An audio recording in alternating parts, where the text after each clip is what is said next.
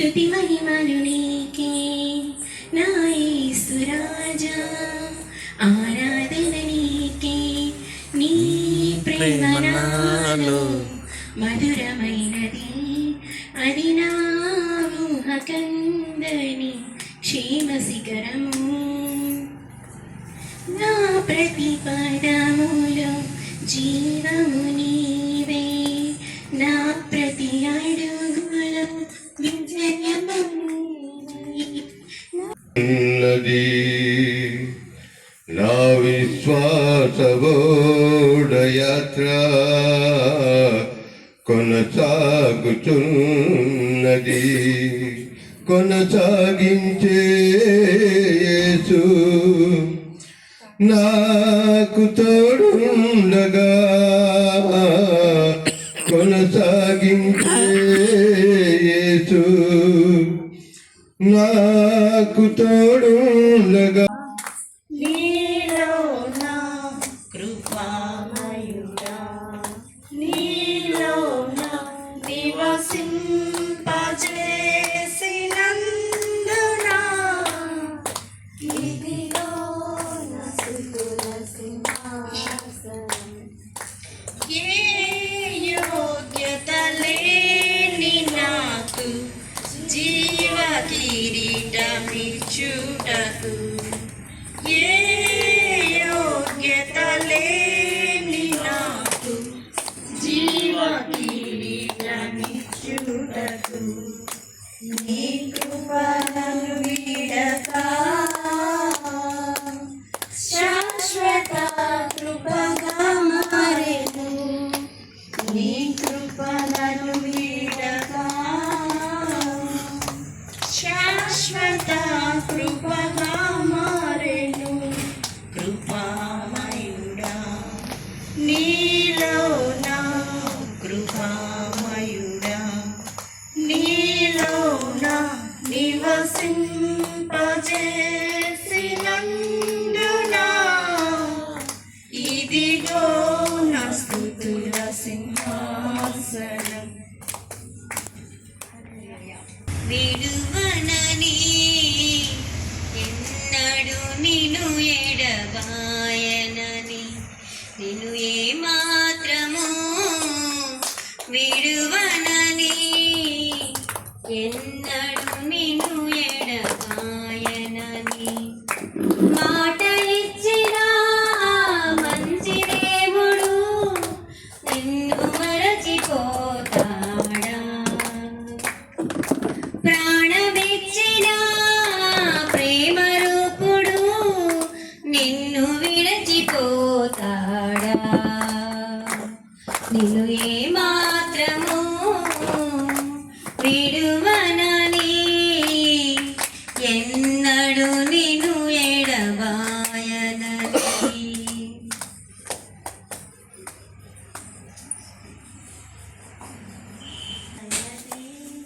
అది నా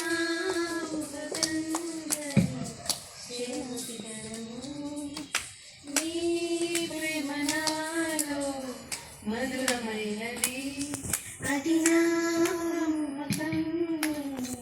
క్షేమ శిఖరము.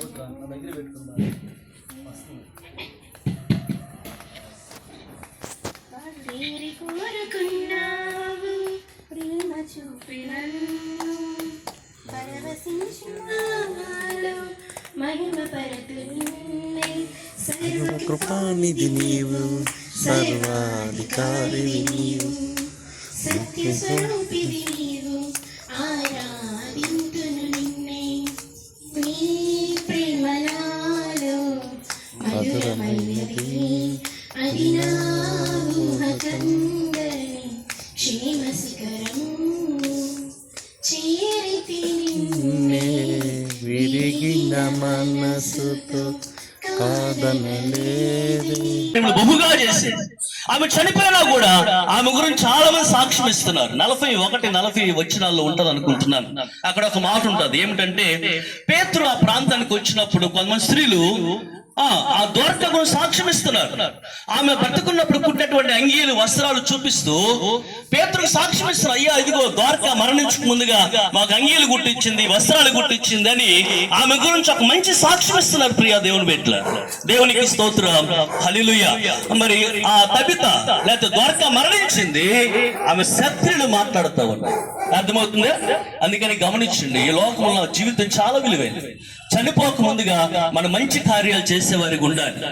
కనుక అనేక మందిని బలపరిచేవారిగా, సహకరించేవారిగా, మరణానికి ముందుగా దేవుని కార్యాలు చేసేవారిగా మనం ఉండగలిగితే ఆ మంచి క్రియలు మనం చనిపోయినా కూడా ఆయన దేవుని ప్రేమను తెలుసుకున్నాడు, అనేక మంచి కార్యాలు చేశాడు. అందుకని ప్రియమైనటువంటి దేవుని బిడ్డలారా, మన భక్తులు చాలా మంది మరణించారు.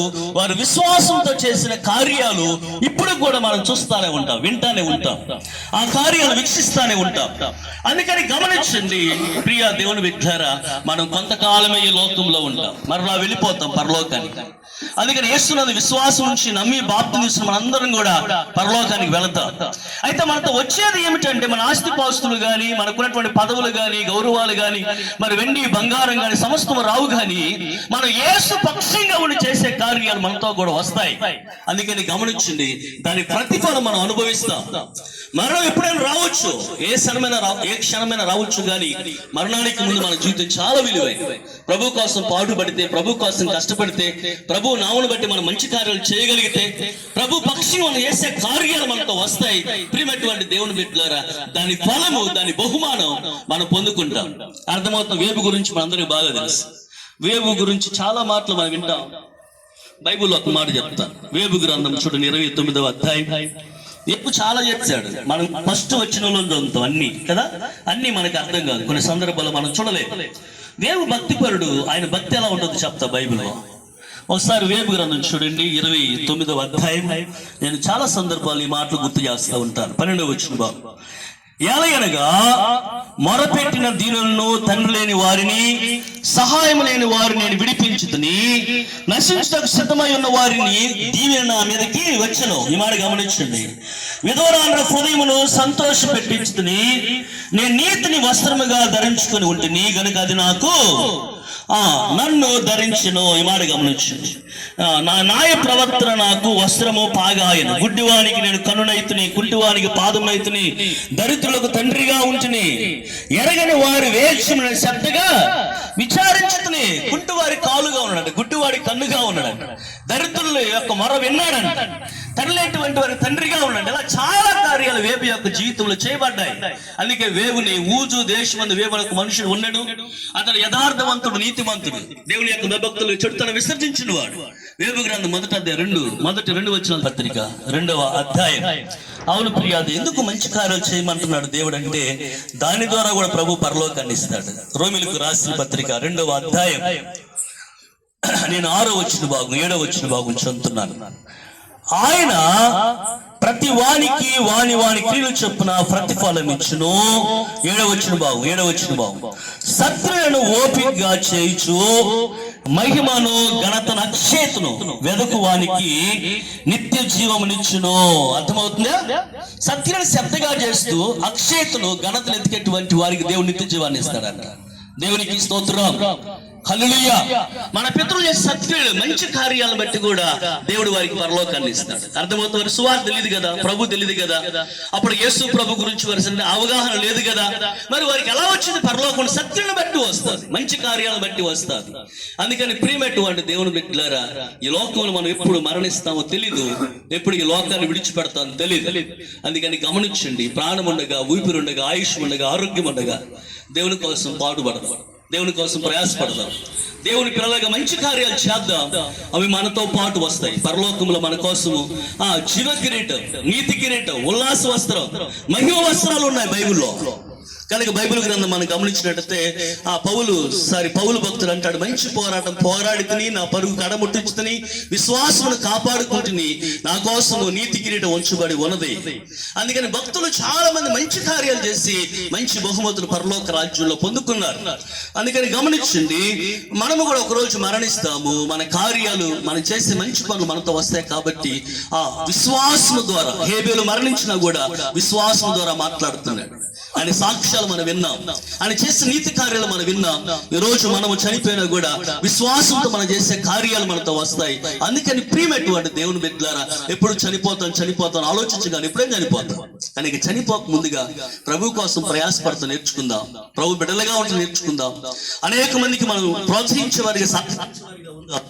అది మనతో పాటు కూడా పరలోక రాజ్యాన్ని కోసం. ఇంకొక మాట చెప్పి నేను వాక్యం ముగిస్తాను. వర్షం పడుతుంది కదా, చూడండి ప్రకటన గ్రంథం, ఈ మాటతో ముగిస్తాను. ప్రకటన గ్రంథం 14వ అధ్యాయం, నేను 13వ వచనం బాగుంచి చదువుతున్నాను. 13వ వచనం బాగు. అంతటా ఇప్పటి నుండి ప్రభువునందు మృతును ధన్యులని రాయమని పరలోకం ఒక స్వరము చెప్పగా వింటిని. నిజమే, వారు తమ ప్రయాసములు మాని విశ్రాంతి పొందుదురు, వారి క్రియలు వారు వెంట పోవునని ఆత్మ చెప్పుచున్నాడు. కనుక వారి క్రియలు వారు వెంట వెళ్తాయి. మనం చనిపోయామనుకో మనతో వచ్చేది మన క్రియలు, దానివల్ల మనకి బహుమతి ఉంటుంది పరలోక రాజ్యంలో. అందుకని ప్రియమైనటువంటి దేవుని బిడ్డలారా, యేసుక్రీస్తుని అంగీకరించండి, నమ్మి బాప్తీసం అనుభవంలోనికి రండి, దేవుని కోసం మంచి కార్యాలు చేయండి. మనం చనిపోయినా కూడా పరలోకంలో ఉంటాం. ఆదామునందు అందరు ఎలా మృతి పొందుతున్నారు, క్రీస్తులు అందరూ బ్రతికించబడతారు. ప్రభులో ఉండండి, ముందు ప్రభు నామను బట్టి మంచి కార్యాలు చేయండి. చనిపోయినా మన పరలోక రాజ్యంలో దాని ఫలం ఉంటుంది. ప్రార్థన చేసుకుందాం, అందరం కళ్ళు మూసుకుందాం, ప్రార్థనలోకి బిద్దాం, ప్రార్థన చేద్దాం, ముగిద్దాం. అందరం కళ్ళు మూసుకుందాం, ప్రార్థనలోకి బిద్దాం, ప్రార్థన చేద్దాం, ప్రార్థనలోకి బిద్దాం. అన్న ముగింపు ప్రార్థన చేసేది ఇంకా ఓకే. ముగింపు ప్రార్థన ఆశీర్వాదంతో మనం కార్యక్రమం ముగించుకుందాం. ప్రార్థన చేసుకుందాం, అందరం కళ్ళు మూసుకుందాం, ప్రార్థనలోకి బిద్దాం. కృప చిమ్మగల దేవా, నీ పాదాలకు స్తోత్రాలు చెల్లిస్తున్నాం. ఇదిగో నాయనా, అయ్యా తండ్రి, మరియమ్మ గారు ఈ లోకంలో బ్రతుకున్నప్పుడు నాయన ఎన్నో మంచి కార్యాలు చేసినట్లు మేము కూడా విన్నాం ప్రభు. చాలా మంది మాకు సాక్ష్యం ఇవ్వగలిగారు, అందుని బట్టి స్తోత్రాలు. అవును నాయన, ఇదిగో నాయన, మేము కూడా ఈ లోకంలో కొంతకాలమే ఉంటాం. ఉన్నటువంటి కాలం అంతే ప్రభు నీకోసం ప్రయాసపడే అనుభవాన్ని మాకు దయచేసి. అందరూ తమ సొంత కార్యాలు చూసుకొనిచున్నారు, యేసుక్రీస్తు కార్యాలు చూడటం లేని వాక్యంలో సెలవిచ్చారు. అవును ప్రభు, మా యొక్క నాయన సమస్తము నీకు ఉపయోగకరంగా దీవెనకరంగా ఉంచండి. ఈ లోకమైనటువంటి వాటి కోసం మా ప్రయాసం ఉండకుండా నాయన పరలోక రాజ్యము కోసం, ఉన్నటువంటి బహుమతుల కోసం, ఆ రాజ్యము కోసం మేము ప్రయాసపడే అనుభవాలు మాకు దయచేయమని ప్రార్థన చేస్తున్నాను. యుతమైన వాక్యాన్ని ప్రభు మీరు నీరు కట్టి ఫలింపు చేయండి. ఇప్పుడు సంఘాన్ని బట్టి నీకు స్తోత్రాలు, వందనాలు చెల్లిస్తున్నాం. ఇంకా ఎవరైతే నీ మార్గములో లేరో అటు వారు నీ మార్గములోనికి రావడానికి, నీ నామను బట్టి మంచి కార్యములు చేయగలగటానికి నీ కృప దయచేయమని ప్రార్థన చేస్తున్నాను. యుతమైన వాక్యాన్ని ప్రభు మీరు నీరు కట్టి ఫలింపచ్చు. మరియమ్మ గారు విడిచి వెళ్ళినటువంటి తన యొక్క తండ్రిని బట్టి, తల్లిని బట్టి, ఇదిగో నాయన అన్నదమ్ములను బట్టి, అక్కచెల్లులను బట్టి, ఇదిగో నాయన పిల్లలను బట్టి నీకు స్తుతి చెల్లిస్తూ ఉన్నాం. ఆ కుటుంబాలన్నింటినీ మీరు జ్ఞాపకం చేసుకోండి నాయన. యుగ సమాప్తి వరకు సదాకాలం నేను తోడుగా ఉంటాను అన్న వాగ్దానం వారి జీవితంలో నెరవేర్చి నీ సన్నిధి బిడ్డలకి, కుటుంబానికి మీరు తోడుగా ఉంచండి. మీరే ధైర్యపరచండి, ఓదార్చండి, నెమ్మది ఆదరణ మీరు కలుగు చేయమని ప్రార్థన చేస్తున్నాం. కుటుంబాన్ని మీ చేతికి అప్పగిస్తున్నాం ప్రభువా. నీ చేతిలో నుంచి అన్నడి ఎవరు అపహరించరు కాబట్టి మీరే వారందరిని భద్రపరిచి, బలపరిచి, ఆరోగ్యము ఆయుష్నిచ్చి ఉన్నటువంటి కాలం అంతే దేవ నీ కృపాక్షేముల చేత నింపి నడిపించమని మరొకసారి ఈ రోజు ఆయన ఈ స్థలంలో నీతి మంత్రుని జ్ఞాపకం చేసుకోవడానికి మాకు ఇచ్చిన ఈ భాగ్యాన్ని బట్టి మరొకసారి స్తుతి చెల్లిస్తూ ఈ కార్యక్రమం ఖర్చు పెట్టారు. కొంత ఆశీర్వాదము కూడా ప్రభు వారు అనుభవించడానికి కూడా సహాయం దయచేయమని మరొకసారి ఇదిగో నైనా ప్రతికూల వాతావరణమైన అద్భుతకరమైన రీతిగా ఈ యొక్క జ్ఞాపకార్థ కూడికని మీరు నడిపించారు. అందుని బట్టి నీకు స్తుతి చెల్లిస్తూ యేసు ఉన్నటువంటి నామములో అడిగి వేడుకుంటున్నాం తండ్రి, ఆమేన్. పరలోకమందున మా తండ్రి, నీ నామం పరిశుద్ధ పరచుకొని గాక, నీ రాజ్యం మాకు వచ్చును గాక, నీ చిత్తం పరలోకమందు ఎలాగో అలాగే భూమి మీద నెరవేరును గాక. మన దినాహారం మాకు దయచేయము, వరసలు క్షమించు ప్రకారం క్షమించుము, మన శోధనలకి తప్పించు. ఎందుకంటే రాజ్యము, బలము, మహిమ నిరంతరం నీవే ఉన్నావు తండ్రి. ఆమేన్. తండ్రి దేవుని కుమారుని యేసు క్రీస్తు ద్వారా ఆదరణకర్త పరిశుద్ధాత్మ దేవుని దీవెన ఇప్పుడు నిరంతరము మరియమ్మ గారు విడిచిపెట్టిన కుటుంబానికి, తల్లిదండ్రులకి, పిల్లలకి, బంధువులకి, అన్నదమ్ములకి, సమస్త ప్రజలకి దేవుడు సదాకాలము తోడైన గాక. ఆమేన్. ఆమేన్. వందనాలు, కృతజ్ఞతలు. ఎందుకంటే ఈ డిసెంబర్ మాసం అంటే ఈ క్రిస్మస్ చాలా దీనిగా ఉంటారు. వచ్చినందుకు ముందుగా పాష గారికి వందనాలు చెప్తున్నాను. ఈ కార్యక్రమం 3 సంవత్సరాల నుంచి వస్తూనే ఉన్నారు.